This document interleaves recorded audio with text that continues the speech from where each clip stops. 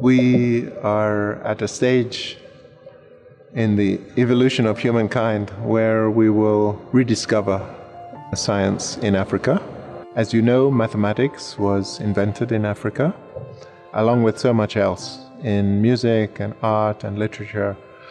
But unfortunately, Africa was overtaken by Europe in the Middle Ages. There was the Renaissance and the beginning of, let's say, modern scientific thinking with Galileo and people like that. And Africa was left out and then, of course, held back by colonialism. I believe now is the time to emerge from Africa's dark ages and for Africa to rediscover its own way of doing science and to take control of its own destiny.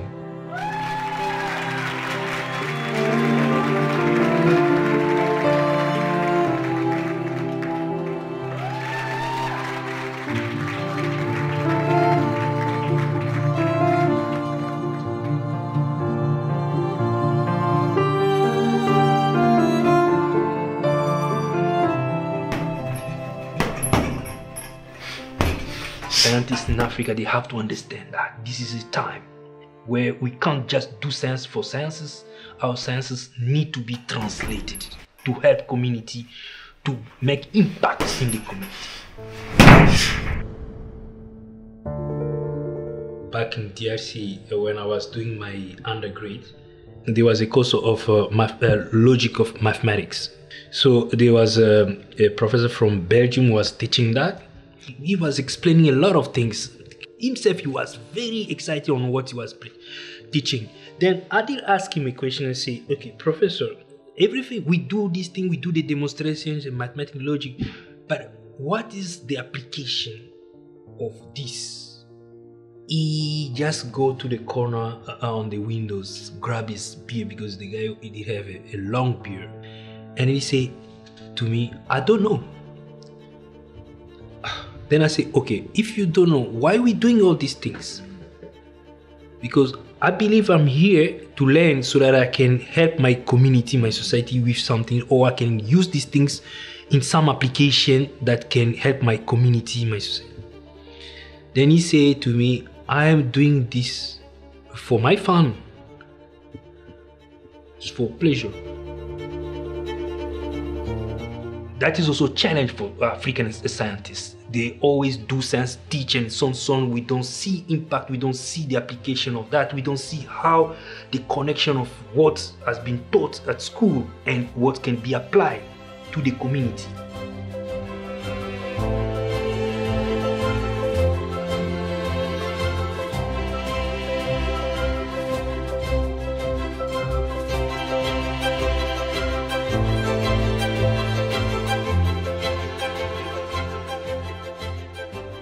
Africa is largely a consumer rather than a producer, and we are almost importing everything. I believe that the knowledge of mathematical science will change the whole game for Africa. You will have more inventors, you will have technology which will grow faster and sustainable. So knowing the mathematical science, in my opinion, shouldn't be an optional, it should be essential.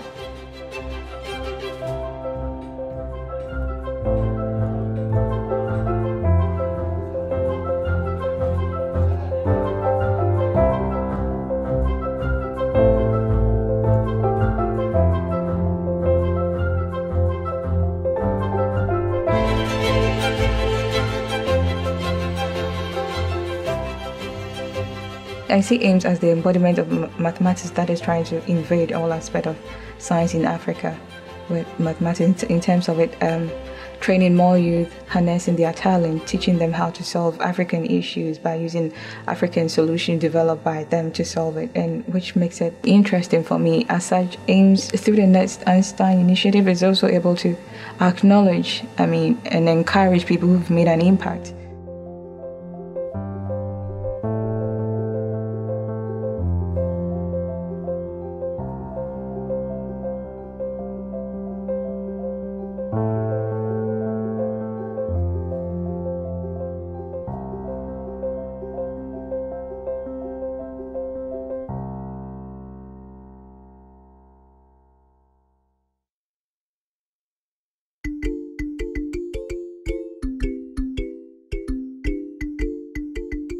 I was born in the east part of Democratic Republic of Congo, the town called Kisangani.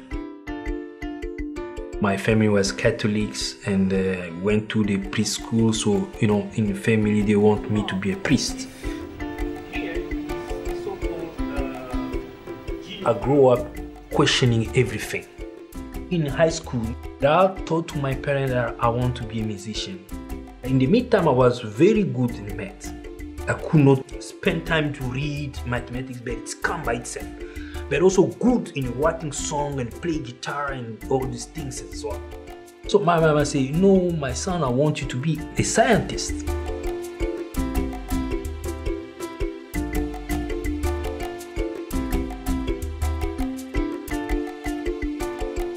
When you look into literature, it tells you that Africa has about 198 scientists to a million people, which is quite few. And once we have funds, it means that more people will come into science.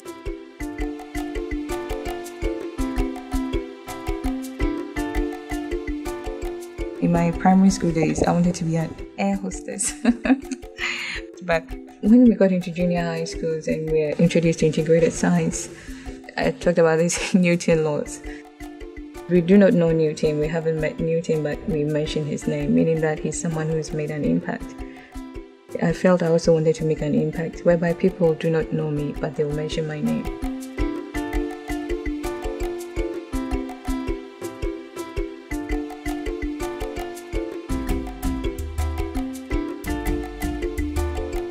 I didn't choose science, actually. Science chose me. I want to be part of the solution. I want to make a difference. I want to make a significant contribution. My name is Hind Ali Ahmed. I'm originally from Sudan and I've been living in Ireland for the past 8 years. I came here in 2010 for a PhD program, which I completed in 2014 in Dublin Institute of Technology, School of Physics. And then I moved to Trinity College Dublin, Civil Engineering Department as a researcher and a lecturer in the Solar Energy Application Group. I always wanted to go for mechanical engineering because my brother Tayyip, he was doing mechanical engineering in the University of Khartoum, and I just wanted to be like him.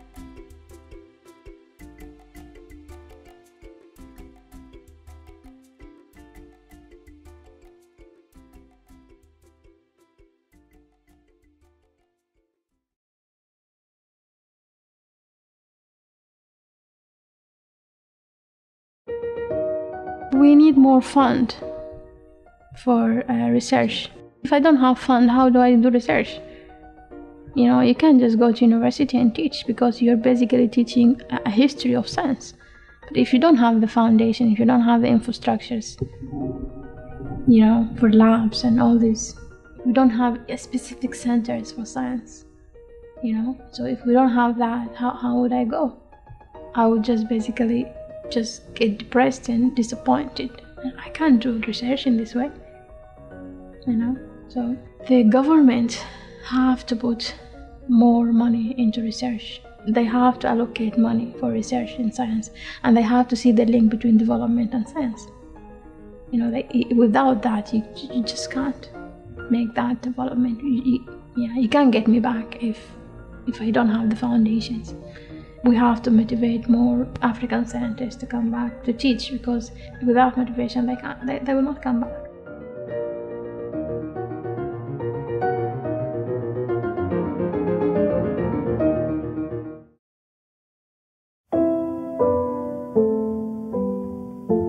Being a woman scientist in Africa, actually, we have a lot of challenges. There's something called subconscious biasness. Even the person will not tell you that you are a woman, so there's something you cannot do, but in their mind and the way they will approach you without saying it, you can sense it, that they think you have a limitation because you are a woman.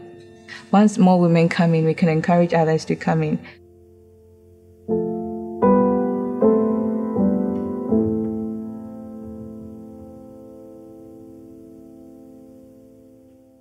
For me, I think I had it easy because my father also loved science. And right now, it's my dad who takes my kids to school, even though I prepare them.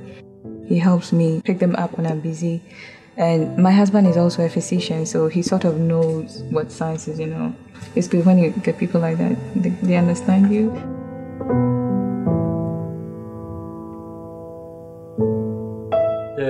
African science, we suffer a lot. I publish a paper, it's good, but they just is African. They deny your paper. They'll ask you, could you please join some others? Or whether they will say, okay, I don't feel the English is well in this paper, but I propose you to bring other people from US. They force you to have other cohort in your paper because they want to see some name there. That's mean they recognize the sciences.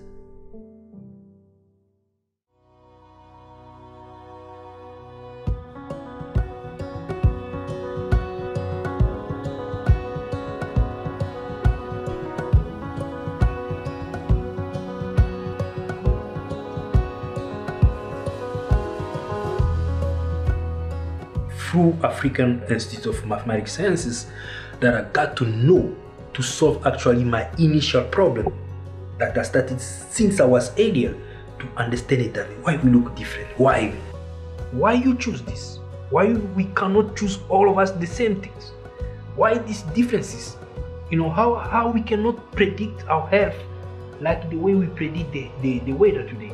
So then I come across that bioinformatics, computational biology can actually use mathematics within the genetic data that can actually answer the question, because all those differences is in your code of life, the DNA.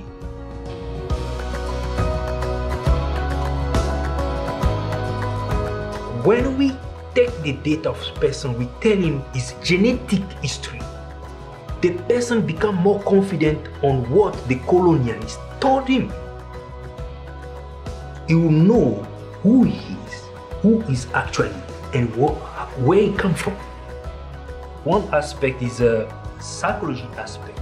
So the person becomes more confident on himself. For example, the South African color. When you tell him you are a mix of different answers, but you are unique in the world. There's no one in the world that have his chromosome or his DNA code. It's like a shape of different segments. So you have the whole worldwide ancestry in you. That means you can have more potential. So you can do more. That can actually remove that complex of inferiority to some people.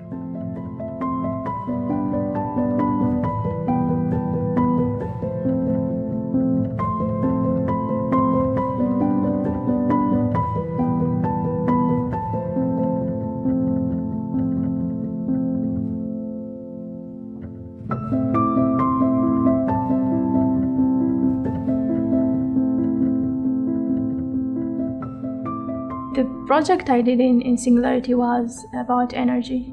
My team has developed an online platform for energy, and from there I saw opportunity of solar energy as a potential solution for Africa, and that's how I get myself into this field.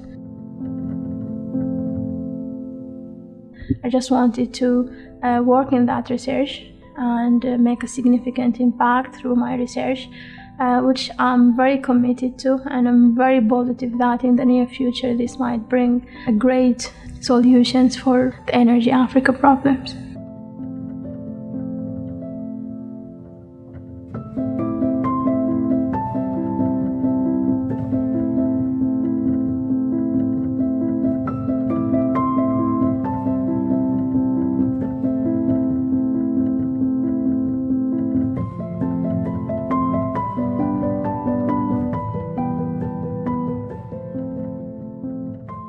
This is a solar cell.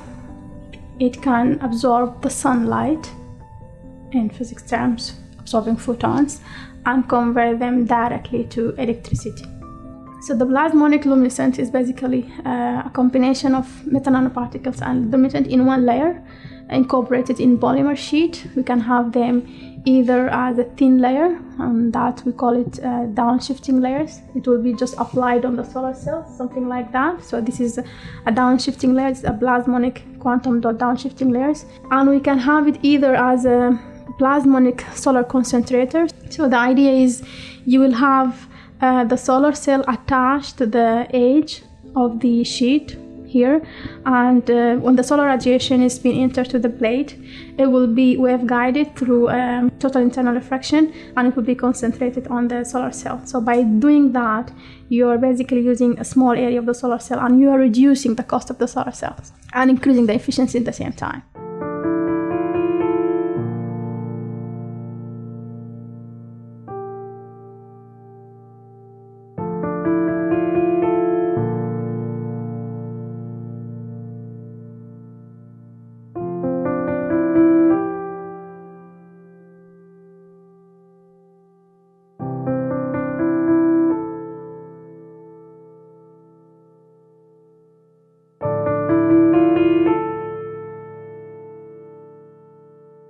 I was posted to a community in the Ashanti region, and I was a lab technician over there. So a woman came in, she was from one of the rural villages, she was pregnant, it was her first antenatal visit. So when we checked her parasitemia is whereby we check the number of malaria parasites you are infected with so that we can know your treatment to give you. So we checked, she had her parasitemia. So we gave her SP, which is sulfadoxine pyrimethamine, which is what is recommended for pregnant women because it has less side effects. So we went home. So the next morning when we came back, we were going to check to repeat the test. When they told me that, I went to the ward, they told me that she died. So actually I was a bit shocked.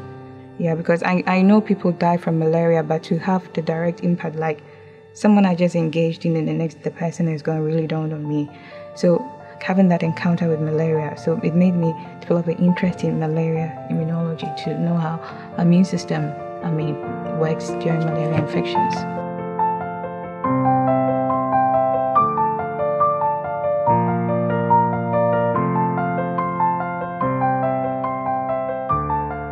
If you can really research into this field and you can come up with new innovations that can lead to better treatment options, and then it will give you the satisfaction because you know that the little you have done has directly impacted on their lives, and that is what actually research is about, to impact people's lives, to make their lives better.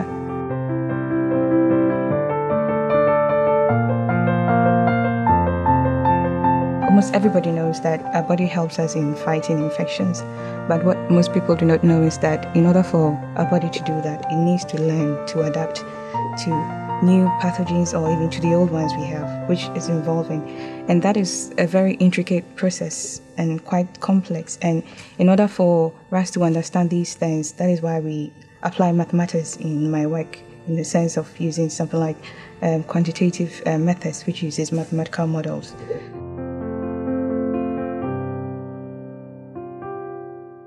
Having that passion and then having the commitment that your science is going to solve an issue, that you see an impact on the people around you, I think that makes the difference to be a scientist from Africa as compared to other sources. Because you know that no matter the challenges you face, once you have the passion for it and you have the motivation for it, you'll be able to overcome it. And once you've done that, people will also follow your footsteps.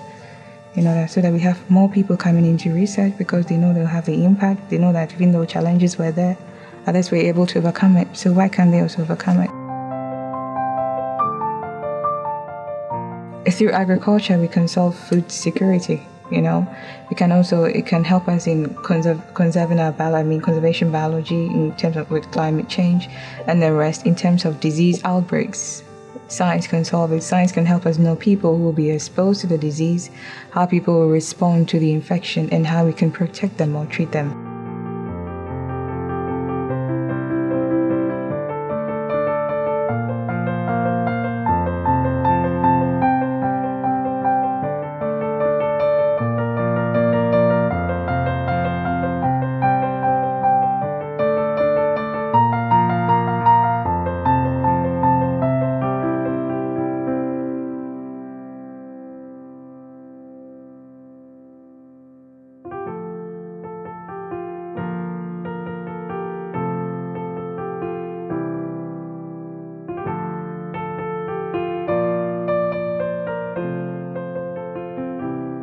When I heard about AIMS, it was is a center that recruit the best African, and they train them for problem solving in mathematics sciences. That's how I decided to move on. As also, I was like, I say, okay, I need to be trained for problem solving.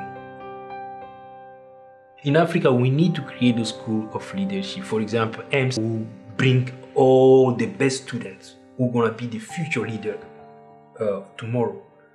For my opinion, why not to have a leadership courses at AIMS? AIMS got center here in South Africa, in Senegal, Cameroon, Ghana, Rwanda, and they're keeping increasing the number across the network.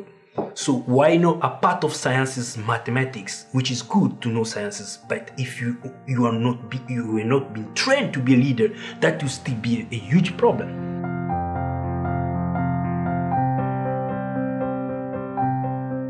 Leadership is about legacy. I'll give an example. If you go to France, for example, those who do mathematics, they have school. If you see a student, you can link the student, oh, you come from this school, from this master. Even to Russia, great mathematicians, Kolmogorov and all those people, you will see their student who they are disciple, you say, oh, you come from this school. But in Africa, we don't have that. We don't have that because our teacher, they did not have a kind of sense of leadership where they can pass legacy or create a kind of a disciple people can actually follow them, and we don't have that. That is in academy. In politics the same. My opinion again, in Africa we have great leaders like Lumumba, we had Mandela. They're known to be great leaders, but for me, where they fell, actually, they did not duplicate themselves.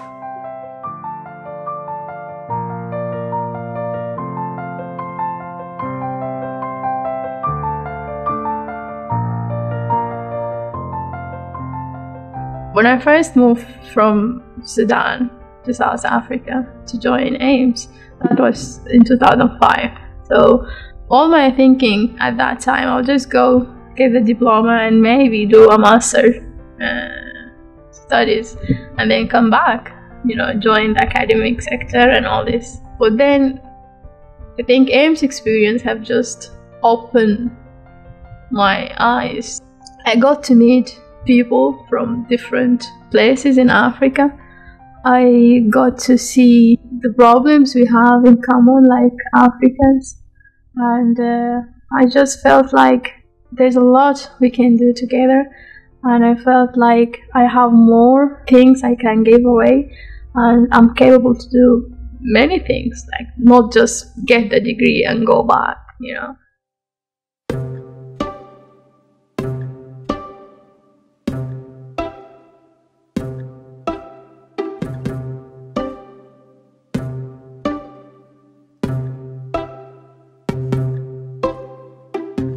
AIMS is the biggest driver of that Africa we want. That Africa we want is a 50-year plan or 50-year strategy. But within that 50-year plan, there's a 10-year implementation plan, which started from 2014. And one of the aspirations in the 10-year implementation plan, it talks about a skill revolution. A skill of science and technology and IT skills. And I think AIMS is a driver of that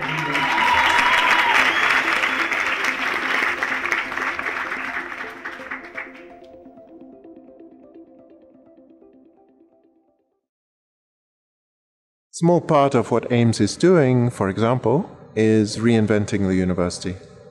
We have to get away from traditional styles of teaching, of rote learning, which has traumatized generations of young Africans, and instead move to more to styles of teaching which promote creativity and initiative rather than repetition of traditional forms of knowledge.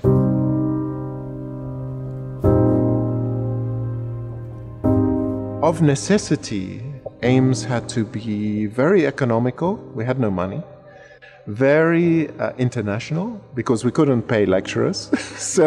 so we had to bring lecturers from overseas. But we made certain choices. which are all about quality. That for Africa, if we want to rekindle the flame of science in Africa, only the best will do. So we don't need second-rate lecturers in Africa. We need the very best scientists in Africa to come. What we always do is we call the riskless asset R0. What is so impressive is the young African scientists who come to AIMS have deep in their hearts a commitment to truth, integrity, the future of their people, the future of society. More or less by definition, the students who come to AIMS are not so interested in personal wealth or power. So there were these wonderful young people, and then bringing all of them together from across Africa, you create this very special cultural environment where Muslims, Christians, Francophone, Anglophone, Arabic-speaking, Portuguese-speaking, all in this melting pot, became incredibly stimulated by this environment, all united by their interest in math, in the future, in science and technology. Suddenly they sort of discover themselves and discover their mission in life.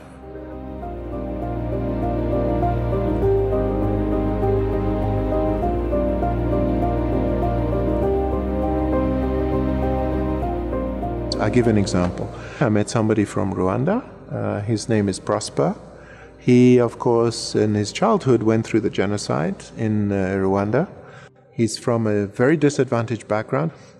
Came through a very modest academic system in Rwanda. There was no maths department in Rwanda until he graduated. He was one of the very first graduates in maths and physics. It took him 3 years to find a master's program because he kept getting turned down.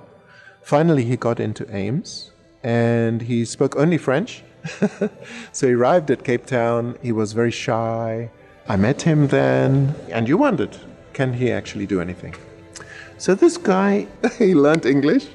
He was one of the top students that year. Then he went to Johannesburg, did his master's in experimental physics. Totally new field. He never had a chance to do that in Rwanda. He again was one of the top students. After 2 years, he got his PhD in Holland. He was again one of the top PhD students in experimental physics in Holland, and now is a staff scientist at the Max Planck Institute in Germany, which is if not the leading, one of the leading institutes in the world. But you see this young guy in this world-leading role. And now you think, how many more are there like him?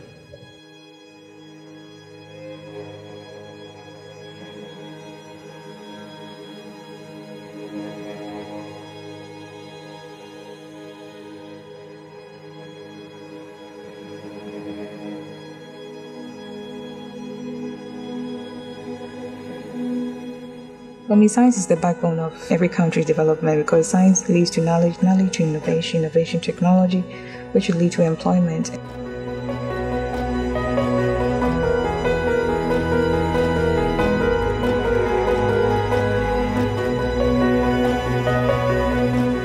Africa is a good place to come. What I'm gonna do in Ireland where my family are, everything is built already, and the people, great people are already there to do great. What gonna be my contribution?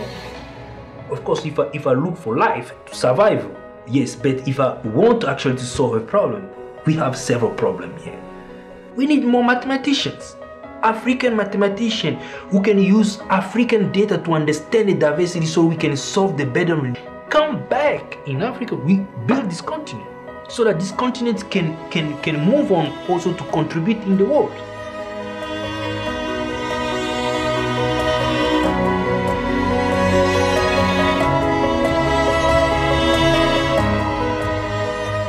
I believe that African policymakers have to see the link between development and science, because without science there is no way for development. Science is the foundation of modern societies.